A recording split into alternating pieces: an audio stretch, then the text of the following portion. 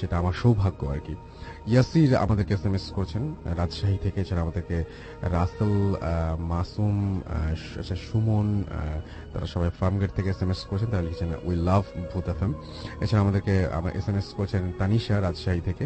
SMS করছেন আমাদেরকে Sourav. SMS করছেন আমাদেরকে মহসিন ফারাজি ময়মনসিংহ মেডিকেল কলেজ থেকে, এবং তিনি বলছেন যে স্টোরিগুলো তার কাছে ভালো লাগছে। শাহরুখ আমাদের এসএমএস করেছেন সোনারগাঁ থেকে, এবং আমাদেরকে এসএমএস করেছেন তাইফ খিলগাঁও থেকে। এছাড়া আমাদেরকে এসএমএস করেছেন সাগর উত্তরা থেকে। আমাদেরকে তনিমা এসএমএস করেছেন, তনিমা রেজা গুলশান থেকে, এবং আমাদেরকে তিনি তার কাছে ভয় লাগছে।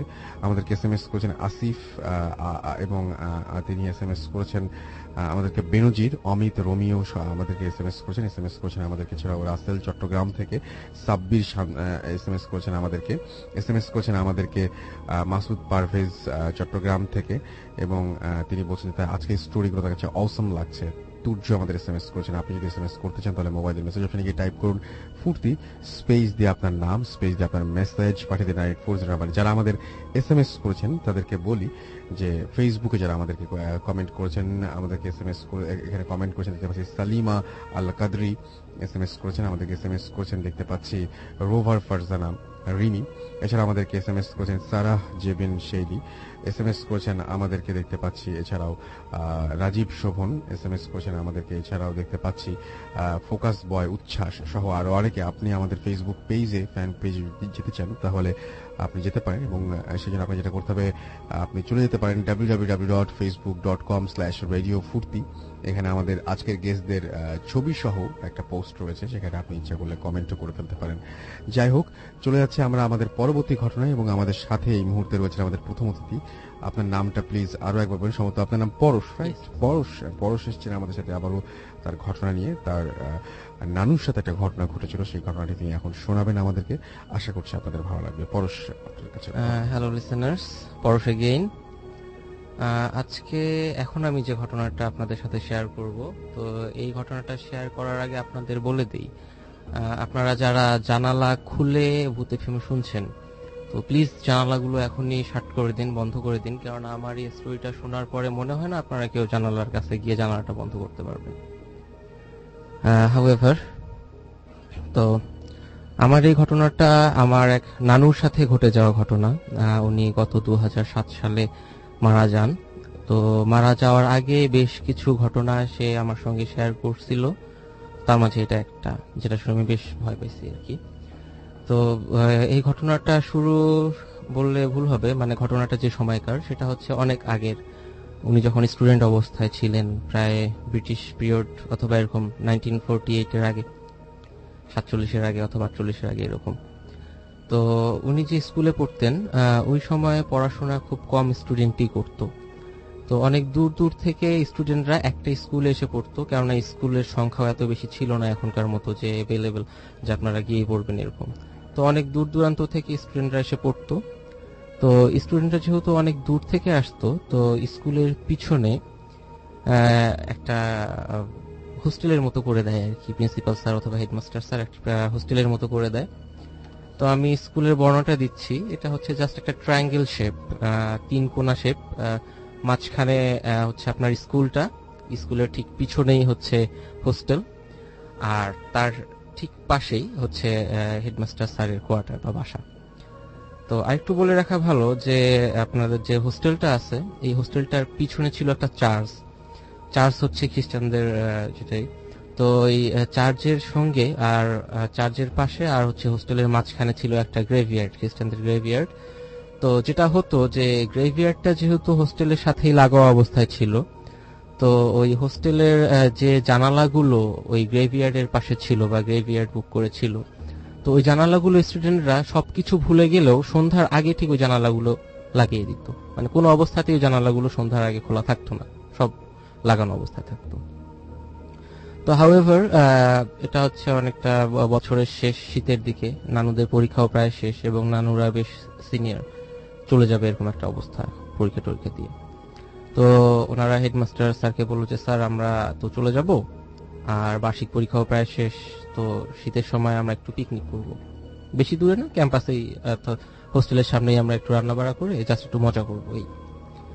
তো স্যার বলছেন আচ্ছা ঠিক আছে করো।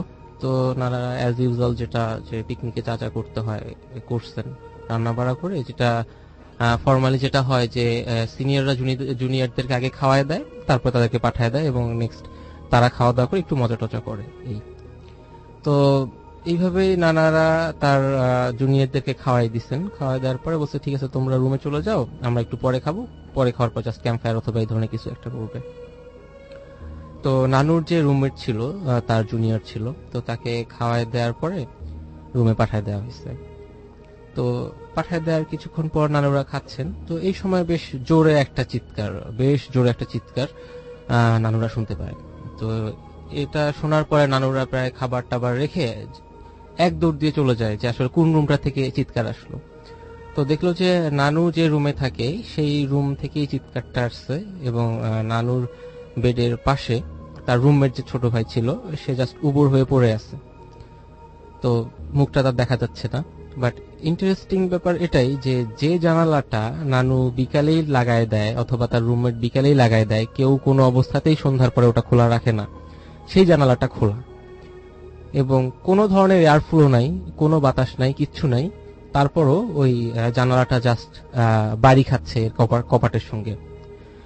হাউএভার, তো নানুরা জানলাটা প্রথমেই ঢুকেই জানলাটা আগে লাগায় দেওয়ার পরে ছেলেটাকে জাস্ট বিছানায় শোয়ানোর পরে যেটা দেখে যে তার গলার মাঝে জাস্ট একটা দাগ হয়ে আছে, যে কারো গলা যদি কেটে দেয়া হয় ব্লাডের যেরকম ছাপ পড়ে এই ছাপটা কিন্তু সেরকম না, নট লাইক দ্যাট, এইরকম না।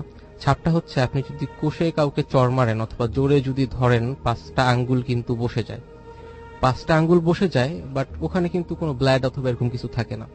বাট ওই ছেলেটার গলার মাঝে 5টা আঙ্গুল বসছে ঠিকই, কিন্তু ওখানে ব্লাডের একটা ছোপ ছোপ দাগ আছে, মানে তরল ব্লাডটা হচ্ছে লিকুইড, এরকম একটা অবস্থা। মানে কেউ কাটা হাত দিয়ে অথবা এমন ভাবে ধরছে যে ছেলেটার গলা থেকে ব্লাড বের হয়ে আসছে এরকম একটা। তো ব্লাডটা পরিষ্কার করার পরে দেখা গেল যে না, তার গলায় আসলে কাটাও যায় নাই অথবা মুখ দিয়ে ব্লাডও পড়ে নাই। তো কিছুক্ষণ পর পানিটা নিতে দেওয়ার পরে ছেলেটা যখন হুঁশ ফিরলো তখন বললো যে আচ্ছা কি সমস্যা, কি এরকম করে চিৎকার করলা কেন, আর তোমার গলায় এরকম ব্লাড আসলোই বা কোথা থেকে, তোমার গলা তো কাটা যায় নাই, কি সমস্যা কি? তো বললো যে ভাইয়া আপনারা যখন আমাদেরকে খাওয়ানোর পরে রুমে পাঠাই দিলেন, তো আমি এসে দেখি যে এই রুমের এই জানালাটা খোলা। তো জাস্ট জানালা খোলা, আমি বিকালে জানালা লাগাইছি, কে জানলা খুঁজছে এটা আমি বুঝতে পারি নাই, আর আপনারা তো অনেক আগে থেকেই বাইরে। তো যাই হোক, তো আমি আর কি জানলাটা লাগাইতে যাই। তো জানলাটা লাগানোর মানে জাস্ট কপাটে হাত দিছি যে জানলাটা লাগাবো, এই সময় একটা হাত জাস্ট আপনার হচ্ছে ব্লাড মিক্সড হাত, মানে হাতটা এরকম যে হয়তো বা গলে পচে গেছে বাট হাতের মধ্যে এখনো রক্ত লেগে আছে, খপ করে এসে আমার গলাটা চিপে ধরছে।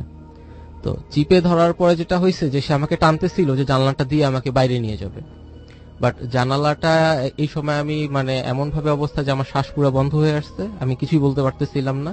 বাট জানালাটার কাছে সে যখন আমাকে টেনে নিয়ে যায়, বাট নিয়ে যাওয়ার পরে আমার মনে হলো যে সে হয়তো আমাকে বাইরে নিয়ে যাবে, পারতেছিল না বাইরে নিয়ে যেতে। কারণটা হচ্ছে যে জানালায় গ্রিল ছিল, সারাশি ছিল, এই কারণে সে পারেনি। আর এই সময় আমি খুব জোরে একটা চিৎকার দিছি, তারপরে কি হয়েছে আমার আর মনে নেই। তারপরে ভাই যে আমাকে বিছনায় থেকে উঠালেন, এরকম একটা অবস্থা। তো এই অবস্থায় নানুরা যদিও বেশ বড়, তারপর অনেক ভয় পাওয়ার পরে হয় যে কি যে সেই হোস্টেলে আর কেউ থাকে না। সঙ্গে সঙ্গে রাতে তারা প্রায় সবাই প্রিন্সিপাল স্যারের বাসা, যেহেতু স্কুলের পিছনেই, তো তারা সবাই হেডমাস্টার অথবা প্রিন্সিপাল স্যারের বাসায় চলে যায়। যার পরে বলে যে স্যার এই যে এইরকম কাহিনী ঘটছে, তো আমরা এখন কি করব? তো বললো যে আচ্ছা ঠিক আছে, হ্যাঁ এটা তো বেশ ভয়ঙ্কর একটা ঘটনা, তোমরা সবাই যে 15-20 জন যারা ছিল, তোমরা আজকে রাতে আমার বাসায় থাকো, কালকে সকালে দেখা যাক কি করা যায়। তো পরের দিন সকাল হয়। সকাল হওয়ার পরে প্রিন্সিপাল স্যার, যেহেতু নানুরা বেশ বড় এবং সিনিয়র, তাদেরকে নিয়ে এবং চার্চের যে ফাদার ছিলেন তাকে নিয়ে যাওয়া হয় ওই রুমটার পিছনে, আসলে কি কাহিনী কি ঘটছে সেটা দেখার জন্য সরেজমিনে যায়। তো যাওয়ার পরে তারা দেখে যে রুমটার ঠিক পিছনেই, নানুরা যে রুমে ছিল এবং যে জানলাটা খোলা ছিল তার পিছনেই গ্রেভিয়ার্ডে একটা জায়গায় মাটিটা উলট পালট করানো, উলট পালট করা কিরকম, আপনি যদি কোদাল দিয়ে কোবায় কোবায় মাটিটাকে মানে কোন রকম জাস্ট একটা জিনিস চাপা দিতে চাচ্ছেন, ভালোভাবে না, কোনোভাবে একটা চাপা দিতে চাচ্ছেন, এইরকম একটা অবস্থা যে ওখানে বোঝা যাচ্ছে যে কেউ তাড়াহুড়া করে, খুব তাড়াহুড়া করে ওই জায়গাটায় আর কি কিছু একটা চাপা দিছে। তো যাই হোক, ওখানে লোক টোক নিয়ে আসা হলো।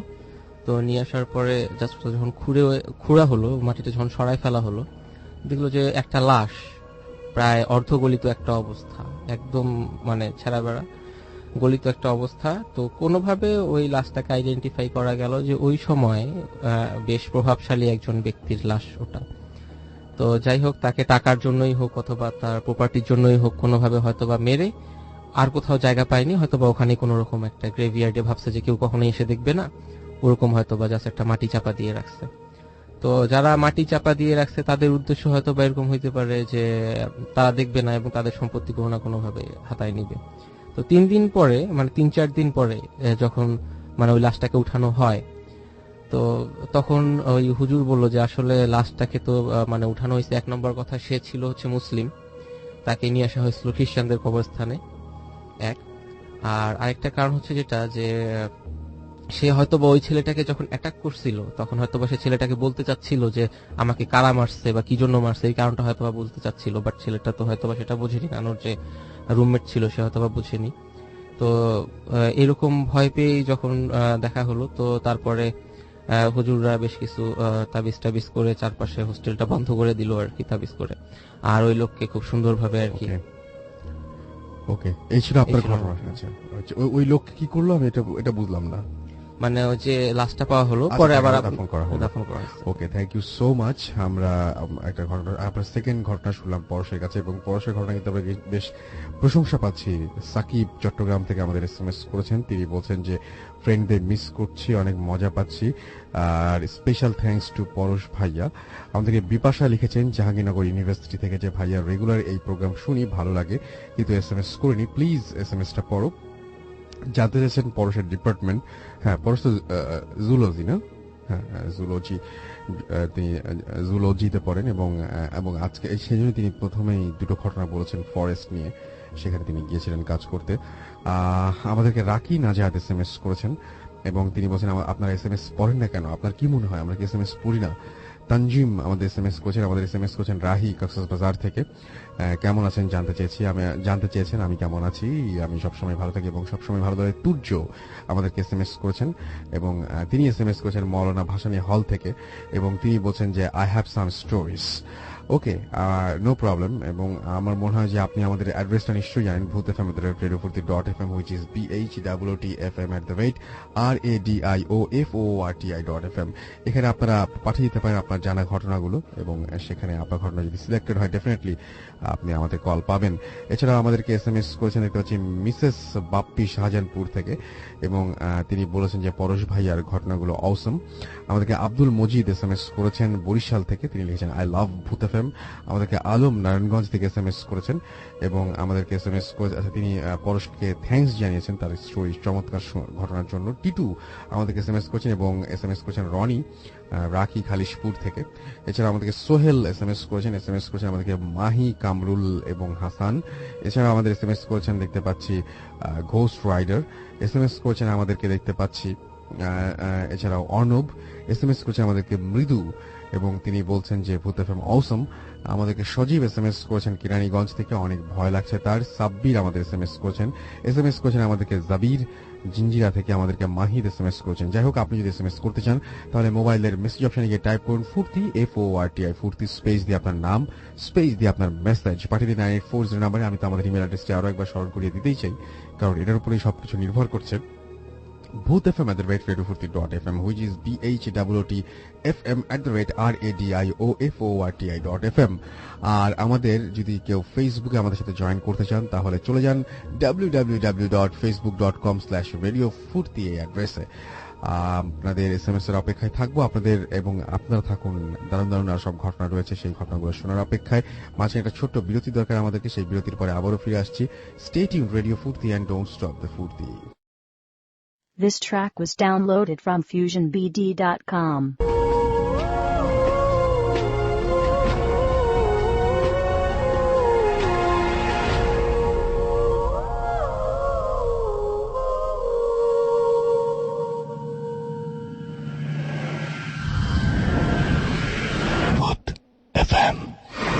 Haunted by Airtel.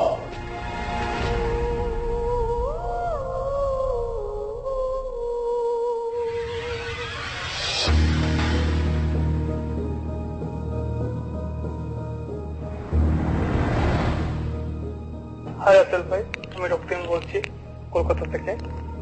আমি কলকাতায় একজন গ্রাফিক্স ডিজাইনার। আমি কলকাতা থাকলেও আমার জীবনের 22টি বছর আমি ঢাকায় কাটিয়েছি, স্পেশালি পুরনো ঢাকায়। তো আমার এই ঘটনাটা পুরনো ঢাকাকে ঘিরেই। কলকাতা থেকে যখন ছুটি পেয়ে ঢাকায় আসি, তখন আমি দাদার বাড়িতেই উঠি। দাদার বাড়ি অ্যাপার্টমেন্টটা 7th ফ্লোরে, বাট দাদারা থাকতো 3rd ফ্লোরে। আমি দাদাদের রুমে থাকতাম জেঠুর সাথে, কারণ জেঠু খুব অসুস্থ ছিল, তো জেঠুর সাথে থাকতে হতো কখন কি দরকার পড়ে। তো ঘটনা হচ্ছে আমি সেদিন জেঠুর সাথেই ঘুমিয়েছিলাম। টায়ার্ড ছিলাম সেদিন রাত্র, তাই খুব জলদি ঘুমিয়ে পড়েছিলাম। আমাদের রুমের একটা জানালা ছিল, সেই জানালার পাশে একটা বড় লম্বা লন ছিল। তো লম্বা লনটাতে সারা রাত্র লাইট জ্বালানো থাকতো। আমাদের ঘর অন্ধকার হলেও অতটা অন্ধকার থাকতো না। যাই হোক, মাঝরাত্রে প্রায় 3টার দিকে হঠাৎ করে দেখি যে একজন মহিলা কালো বোরখা পরা, পুরো দেহটা কালো, আবার অনেকেরা এমনকি মুখটাও কালো কাপড়ে ঢাকা ছিল। সে হঠাৎ করে আমাদের জানালাটার সামনে এসে দাঁড়ালো। আমি দেখি তো খুব ভয় পেয়ে যাই এবং আমার পুরো শরীর দিয়ে ঘাম ঝরতে থাকে। বাট আমি ওনার দিক থেকে ফিরে তাকাতে পারছি না। তো যখনই দেখি মহিলাটা দাঁড়িয়ে গেছে অনেকক্ষণ ধরে, এবার দেখলাম মহিলাটা আস্তে আস্তে আমার দিকে তাকিয়ে ঘুরছে।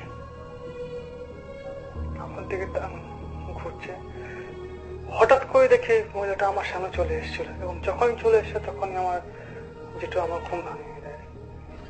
সে বলে যে উনি বাথরুমে যাবেন। তখন আমি লাফ দিয়ে ঘুম থেকে উঠি এবং দেখি কোথাও কিছু নেই। তখন যেটা আমাকে বললো যে আমি তোকে অনেকক্ষণ ধরে ডাকছিলাম, বাট তুই কোনো সাড়া দিচ্ছিলি না। আমি যখন তোকে ধাক্কা দিই তখন তো ঘুম ভাঙে, এবং আমি ফিল করলাম যে আমার ঘাড়টা প্রচন্ড পেইন করছিল। সেই ঘটনাটা আমি পরদিন বৌদিকে বললাম। বৌদি বললো তুমি খুব ভয় পেয়েছো, কিছু একটা ঝাড়িয়ে নিও। বাট আমি তখন ভাবলাম যে এটা একটা স্বপ্ন ছিল, তাই অতটা সিরিয়াস কিছু নেই। তো এটাই ছিল আমার প্রথম ঘটনা 2010 সালে। 2012 সালে আমি আবার ফিরে আসি ঢাকায়, বাট তখন যেটু ছিল না, যেটু মারা গেছে। তো আমি সে দাদা বাড়িতেই উঠেছিলাম এবং ওই রুমটাতে থেকেছিলাম, বাট তখন আমি একা ঘুমাতাম। তো একা ঘুমানোর মাঝেও আমি কখনোই রাত্রিবেলা ঘুমালে ওই জানালাটার দিকে তাকাতাম না। তো যাই হোক, প্রায় 4 মাস ছিলাম এবার ঢাকায়। তো দুর্গাপুজোটাও ঢাকায় কাটে, বাট দুর্গাপুজোয় আমার দাদু খুব অসুস্থ হয়ে পড়ে এবং প্রায় 7 দিনের মধ্যেই মারা যায়। তো ঘটনাটা ছিল দাদুর মারা যাওয়ার আগের দিন। আমি রাত্রে দাদা বাসায় চলে আসি, কারণ মামা বাড়িতে তখন অনেক লোকজন ছিল, আর আমার দাদার বাড়ি থেকে মামার বাড়ি প্রায় 3 মিনিটের রাস্তা। তো খুব কাছাকাছি ছিল।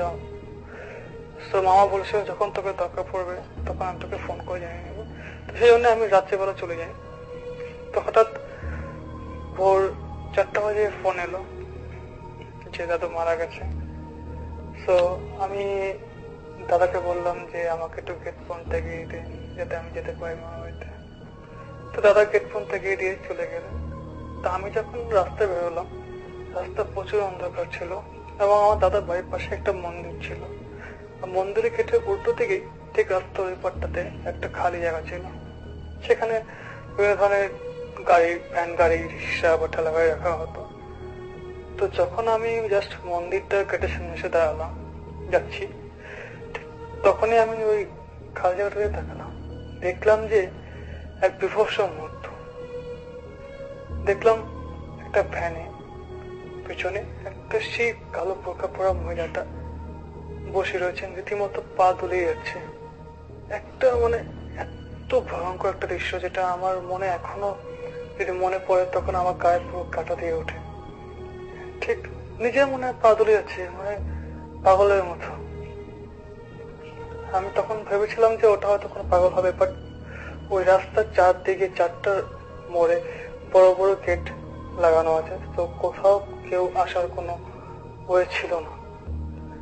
যাই হোক, আমি খুবই ভয় পেয়ে গেছি এবং আমি চাইছিলাম যে পিছনে ফিরে আমি দাদার বাড়ি চলে যাই। যখন পিছিয়ে তাকায় দেখি দাদা গেট লাগিয়ে চলে গেছে, সো পিছনে ফেরার কোনো উপায় ছিল না আমার কাছে। তো সাহস করে সামনে গিয়ে যেতে লাগলাম এবং যতক্ষণ আমি এগোতে থাকলাম ওই গলিটার রাস্তাটার দিকে, ততক্ষণ এই মহিলাটাকে তাকিয়ে গেছিলাম এবং সেই মহিলাটা তখনও সে রীতিমতো সেভাবে পালতে দিয়ে যাচ্ছিল আর আমার দিকে তাকিয়ে যাচ্ছিল। এবার যখন আমি রাস্তাটা ক্রস করি ঠিক তখন এক দৌড়ে মা বাড়ি চলে যাই এবং প্রচুর ভয় পেয়ে জাস্ট গেটটাকে ধাক্কা দিয়ে খুলে ফেলি। বলছে তখনই দেখলাম যে দাদু আর নেই। যাই হোক, ঘটনা কিছুদিন পর আমি আন্টিকে ঘটনাটা কথা বলে বললাম। তো আন্টি বললো যে হতে পারে যে এটা কোনো বাড়ির কাজের মেয়েকে বের করে দেওয়া হয়েছিল ঝগড়া করে। বাট আমার লজিক এটাই বলে যে এত রাত্রে কোনো মেয়েকে বা কোনো মানুষকেই রাস্তাঘাটে বের করে দেওয়া যায় না এত সহজে, এটা কোনো স্বাভাবিক মানুষের কাজ হতে পারে না। তো রাসেল ভাই, এটাই ছিল আমার ঘটনা।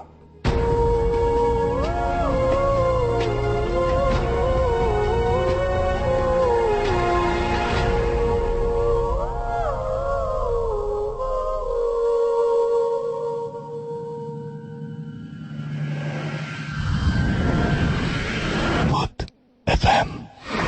Haunted by Airtel.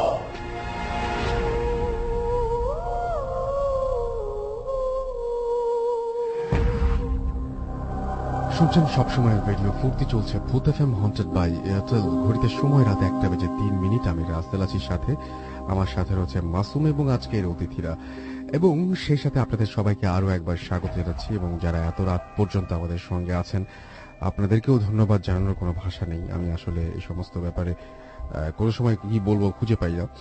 যাই হোক, আমি শুধু একটা কথা বলি, সেটা হচ্ছে যে যদি আজকে আনফরচুনেটলি কেউ আজকের এপিসোডটি মিস করে ফেলেন, অনেকের এইচএসসি এক্সাম চলছে, অনেকেই হয়তো দেখা যাচ্ছে যে আজকে নানা কারণে হয়তো শুনতে পারছেন না, সেই জন্য আপনাদেরকে বলবো যে আবার যদি এপিসোডটি শুনতে চান বা যে এপিসোডটি আপনি বেশি পছন্দ হয়েছিল আপনার, সেই এপিসোডটি যদি আপনি আবারও শুনতে চান তাহলে আপনি এয়ারটেল এম রেডিওর সাহায্য নিতে পারেন। আপনাকে যেটা করতে হবে, আপনার এয়ারটেল নাম্বার থেকে ডায়াল করতে হবে 4040, সিলেক্ট করতে হবে channel 22।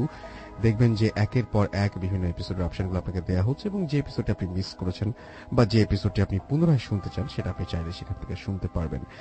And now listeners can get the Booth FM tune as their caller tune, my tune, যেটা মাসুম প্লে করছে।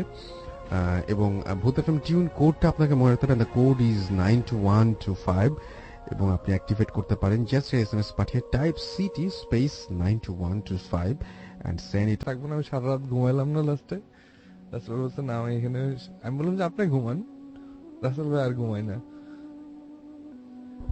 এবং এখন পর্যন্ত মাসুমের সেই ধারা অব্যাহত আছে, মাসুম এখনো পর্যন্ত ঘুমাতে আর সাহস পায় না। যাই হোক, এই ছিল ঘটনা এবং খুবই অদ্ভুত। আমার হঠাৎ করে মনে পড়লো যে রাতের বেলায় যে অনেকেই জানলার দিকে তাকিয়ে অনেক কিছু এক্সপেরিয়েন্স করেন, আমি সেদিনও ঘটনাটা আমার কাছে খুব অবিশ্বাস্য লেগেছিল, কারণ আমি একদমই কাছাকাছি ছিলাম এবং আমার মানে সেরকম কোনো ঘটনা ঘটার কথাই না। কিন্তু সত্যি কথা বলতে কি যে আমরা অনেক সময় বলি যে এই ঘটনা মানে খুব অস্বাভাবিক লাগে আমাদের কাছে, যে আসলে এরকম হয় কিনা। কিন্তু আমার কাছে এখন মনে হয় যে আসলে যার সঙ্গে ঘটে সেই বোঝে। আমি কিন্তু পাশে থেকে আমি কিন্তু কিছু বুঝিনি এবং আমি তখন মানে জাস্ট হেসেই উড়িয়ে দিয়েছিলাম।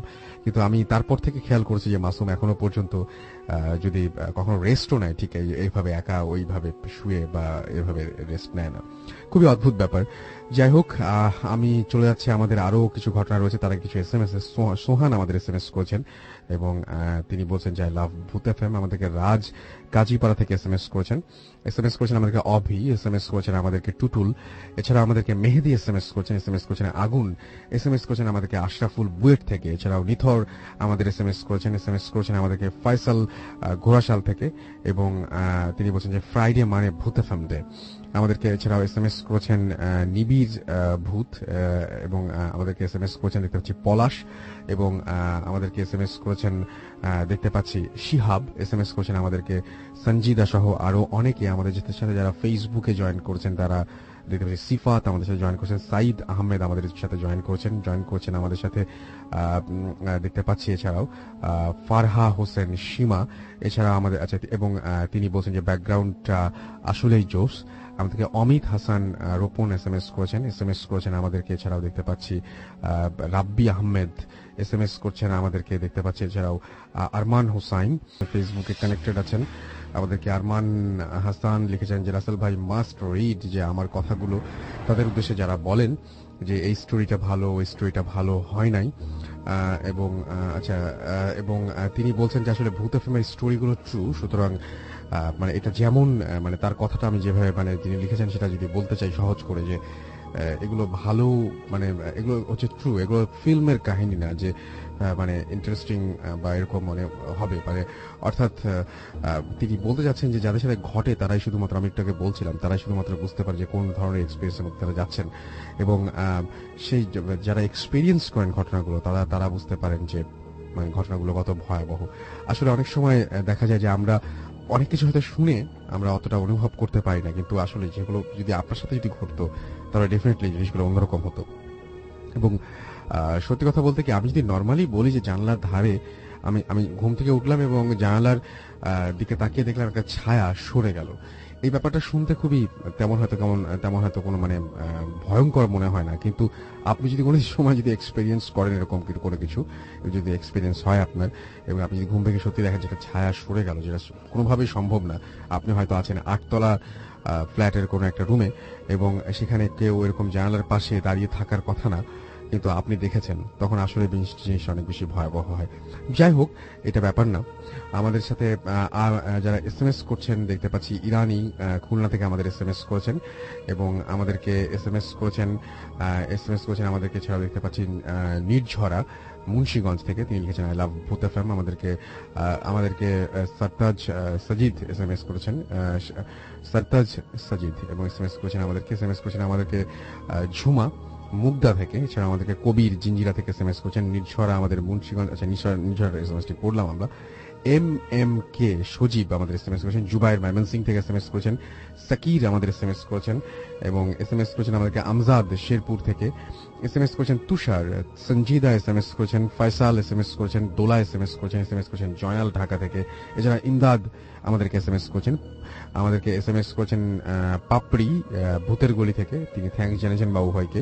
সানি 69 আমাদের বোট বাজার থেকে এসএমএস করেছেন এবং তিনি বলছেন স্টোরি ওয়াজ অসম, এবং আমাদেরকে এসএমএস করেছেন জুয়েল বিশ্ব রোড থেকে, এবং তিনি বলছেন ঘটনাগুলো ভালো লাগছে আমাদেরকে। এছাড়াও অন্তি এসএমএস করেছেন খুলনা থেকে এবং তিনি বলছেন আজকের ঘটনাগুলো তার কাছে বেশ ভালো লাগছে। মারুফ আমাদের এসএমএস করেছেন এবং এসএমএস করেছেন আমাদেরকে। এছাড়াও মিল্টন নরসিংদী দাসপাড়া থেকে, এবং তিনি বলছেন যে আজকের ভূত এফএম অনেক ভালো হয়েছে, সেটা তিনি এসএমএস করেছেন। আমরা চলে যাব আমাদের পরবর্তী অতিথির কাছে। আপনার নামটা আরেকবার একটু বলবেন, যেহেতু আমাদের এখানে দেখার কোনো অপশন নাই, সুতরাং আপনার গণনা। ধন্যবাদ রাসেল ভাই। আমি মশিউর রহমান শ্রাবণ, আরকে মিশন রোড কুপিবাগ থেকে আবার এসেছি। জি, তো আমি নেক্সট যে ঘটনাটা আপনাদের সবাইকে জানাচ্ছি, সেই ঘটনাটা আমাদের এলাকার একটি স্কুলের ঘটনাটা ঘটেছে 1997-এর দিকে। তো স্কুলটার স্থাপনা আরো আগে। স্কুলটা ছিল ইংলিশ মিডিয়াম একটা স্কুল, গার্লস স্কুল। তো স্কুলটাতে দুইটা অবস্থায় স্টুডেন্টরা থাকতো, আবাসিক অনাবাসিক দুইটা অবস্থায় ছিল স্কুলটাতে। তো আমি একটু স্কুলটার বর্ণনা দেই। স্কুলটা ছিল 3 তলা একটা ভবন, 1 বিঘা জায়গার উপর। তো স্কুলটাতে অনেক গাছগাছালি ছিল স্কুলটার সামনের দিক দিয়ে। তো ঘটনাটা ঘটে হলো স্কুলের 3 তলায় ছাত্রীদের হোস্টেলটা ছিল। তো 3 তলার বারান্দার অনেক বড় বারান্দা ছিল। সেই বারান্দার মধ্যে ছাত্রীরা মাঝে মধ্যে রাতের বেলা এক ধরনের শ্যাডো বা একটা ছায়া উড়ে যেতে দেখতো, এবং বাতাস নাই, তাও বারান্দাতে অনেক মানি প্ল্যান্ট গাছ ছিল।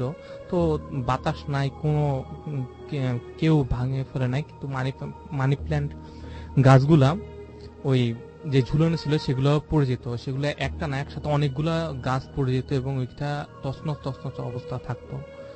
তো হঠাৎ একদিন একটা ঘটনাটা ঘটলো একটা স্টুডেন্ট, একটা মেয়ে, তাকে মৃত অবস্থায় বাথরুমের সিলিং এ পাওয়া গেল। সে গলায় ওড়না দিয়ে আত্মহত্যা করেছে।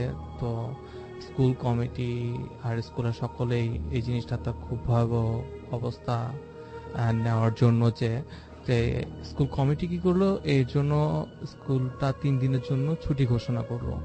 তো এর পরবর্তীতে 3 দিন পর পরবর্তীতে মাসখানেক স্কুলটার কার্যক্রম স্বাভাবিক হয়ে আসলো। তো এরপর ঘটলো মেন ঘটনা। স্কুলে সাধারণত বৃহস্পতিবার রাত্রে অনেক স্টুডেন্ট, তার আবাসিক স্টুডেন্ট তাদের বাবা মার কাছে চলে যায়, আবার অনেকেই থেকে যায়। তো সেই দিন রাত্রেও 4-5 জন স্টুডেন্ট সেই স্কুলে স্টে করছিল। তো একটা মুহূর্তে পরের দিন সকালে আয়া বাথরুম পরিষ্কার করতে যাবে, ঠিক তখনই বাথরুমে চলে যায় এবং বাথরুম পরিষ্কার করতে গিয়ে সে এক অস্বাভাবিক দৃশ্য দেখে। সে দেখে বাথরুমের কমোডের, হাই কমোড, ইংলিশ কমোডের মধ্যে একটি ছাত্রীর লাশ, হাই কমোড ভাঙা, সে উল্টো অবস্থায় সে কমোডের ভিতরে প্রবেশ করা ছিল এবং তার একটা পা